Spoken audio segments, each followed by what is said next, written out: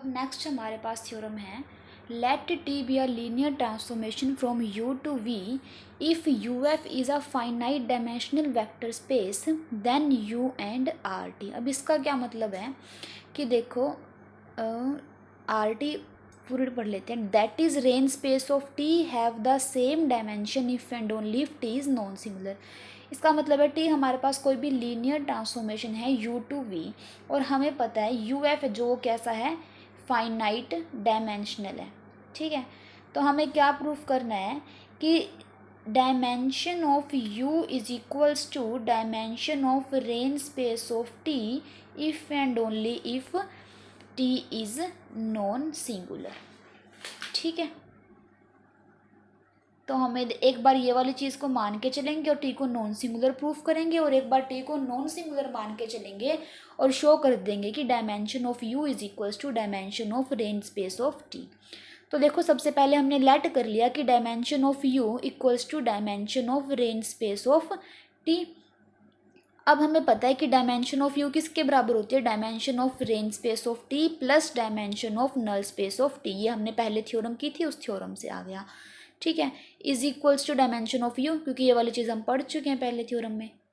अब देखो dimension of R T plus dimension of null space of T, हमने dimension of U की जो ये वाली चीज़ है यहाँ पर पुट कर दी, तो ये वाली चीज़ इक्वल्स टू हो जाएगी dimension of range space of T के। अब देखो रेंज स्पेस ऑफ इससे ये वाली चीज़ कैंसिल हो जाएगी, तो हमारे पास क्या बचेगा कि dimension of null space of T is equals to zero. Dimension null space की अगर ज़ीरो आ जाती है तो इसका मतलब क्या हो गया कि which shows that null space of T is a zero space, मतलब नल स्पेस के अंदर सिर्फ ज़ीरो होगा।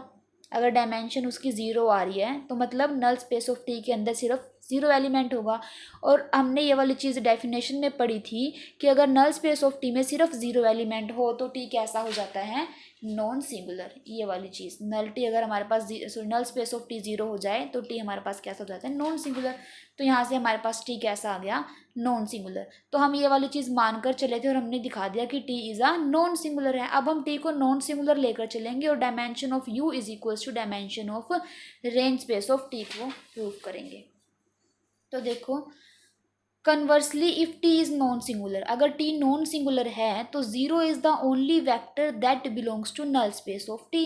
ठीक है ना, क्योंकि टी अगर नॉन सिंगुलर है तो सिर्फ जीरो वेक्टर ऐसा वेक्टर होगा जिसकी इमेज टी के अंदर जीरो आएगी, तो मतलब नल स्पेस के अंदर सिर्फ जीरो वेक्टर गया। अगर नल स्पेस के अंदर जीरो वेक्टर गया तो जीरो की बेसिस क्या होती है, five, basis of zero is five, तो इसका मतलब बेसिस में एक भी एलिमेंट नहीं गया तो डायमेंशन कितनी हो जाएगी, नल स्पेस की ज़ीरो हो जाएगी।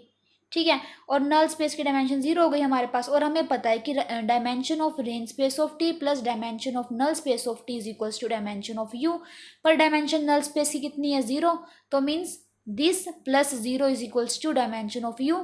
तो ये तो चीज़ हटी गई क्योंकि ये तो जीरो है, तो dimension of range space of T किसके इक्वल आ गया हमारे पास, डायमेंशन ऑफ यू के। यहाँ हम सिल्वेस्टर लॉ का यूज़ कर रहे हैं, ये वाली चीज़ है ना, हमने पहले भी यूज़ की थी और कन्वर्स पार्ट में भी सिल्वेस्टर लॉ।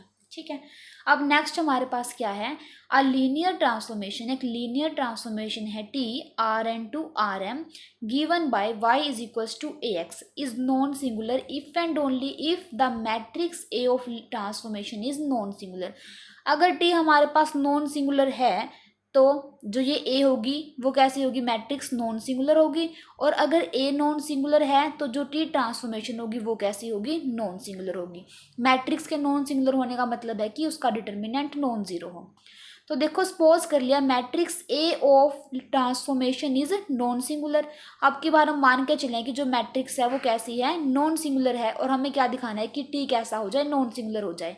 अब देखो अगर मैट्रिक्स ए नॉन सिंगुलर है तो इसका मतलब डिटर्मिनेंट नॉन जीरो होगा। अगर डिटर्मिनेंट नॉन जीरो होता है तो ए इनवर्स एग्जिस्ट करा सकते हैं हम, क्योंकि ए इनवर्स क्या होता है, adjoint of A bye determinant of ए।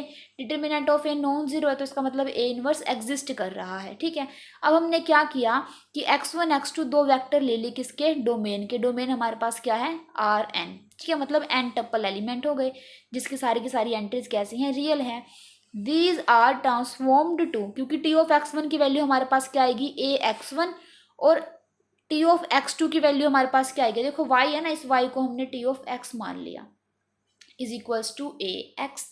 तो यहाँ पे हम क्या निकालेंगे, x1 की इमेज निकालेंगे एक बार, और एक बार x2 की इमेज निकालेंगे टी के अंडर। तो क्या आएगी, ax1 और ax2। अब क्या करेंगे, हमें लीनियर ट्रांसफॉर्मेशन को नॉन सिंगुलर दिखाना है, तो हम 1 1 दिखा देंगे लीनियर ट्रांसफॉर्मेशन को, क्योंकि हमने अभी पहले थ्योरम में पढ़ा था कि अगर लीनियर ट्रांसफॉर्मेशन 1 1 है तो नॉन सिंगुलर होगी, नॉन सिंगुलर है तो 1 1 होगी। तो अब हमें नॉन सिंगुलर दिखाना है, तो हम इसे 1 1 दिखा देंगे, तो वो नॉन सिंगुलर अपने आप हो जाएगी। और 1 1 दिखाने के लिए क्या करते थे, इमेजेस सेम लेकर चलते थे और एलिमेंट को इक्वल दिखा देते थे। अब हम लेकर चले हैं कि Tx1 is equals to Tx2 है। Tx1 की वैल्यू क्या होगी, ax1 और Tx2 की ax2। ठीक है, एलिमेंट इक्वल है, इसको इस तरफ लाएंगे तो नेगेटिव हो जाएगा, ए को कॉमन निकाल लिया। अब ए इनवर्स एग्जिस्ट कर रहा है तो ए इनवर्स से मल्टीप्लाई कर दी दोनों तरफ।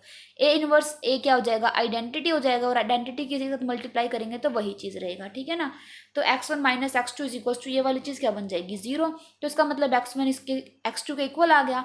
तो क्या हो गया कि इमेजेस को सेम लेकर चले थे, एलिमेंट इक्वल आ गए, तो ट्रांसफॉर्मेशन कैसी हो गई, 1 1 हो गई। 1 1 है तो नॉन सिंगुलर हो गई। क्या था कि मैट्रिक्स को नॉन सिंगुलर लेकर चले थे और ट्रांसफॉर्मेशन को नॉन सिंगुलर दिखा दिया। अब क्या करेंगे, ट्रांसफॉर्मेशन को नॉन सिंगुलर लेकर चलेंगे और मैट्रिक्स को क्या दिखाना है, नॉन सिंगुलर दिखाना है।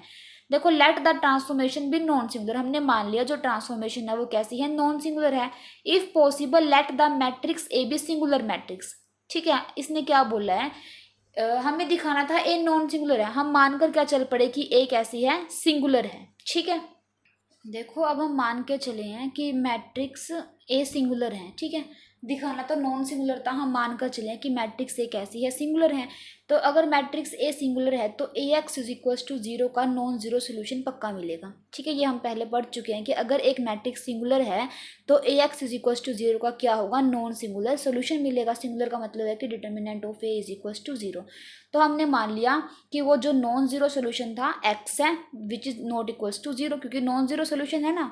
अब देखो A 0 is equals to 0, obvious सी बात है कि ए की अगर हम 0 मैट्रिक्स से मल्टीप्लाई करेंगे तो हमारे पास 0 ही आएगा।